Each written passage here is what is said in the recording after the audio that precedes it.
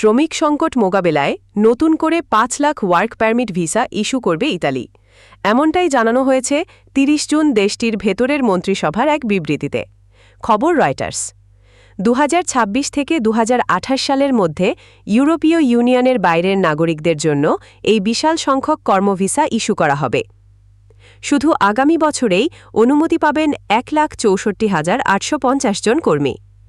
সরকারি ঘোষণায় বলা হয়েছে ২০২৮ সালের মধ্যে ধাপে ধাপে মোট ৪,৯৭,৫৫০ জন বিদেশি কর্মীকে ইতালিতে ঢোকার অনুমতি দেওয়া হবে।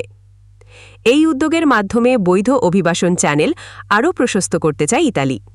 প্রধানমন্ত্রী জর্জিয়া মেলোনি এর আগেও ২০২৩-২৫ মেয়াদে ৪,৫০,০০০ পারমিট ইস্যুর ঘোষণা দিয়েছিলেন।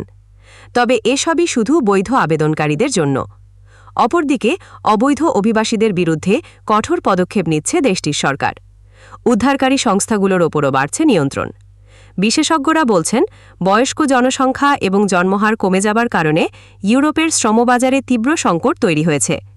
তাই দক্ষ বিদেশি কর্মীর ওপর নির্ভরতা বাড়াতে চায় ইতালি।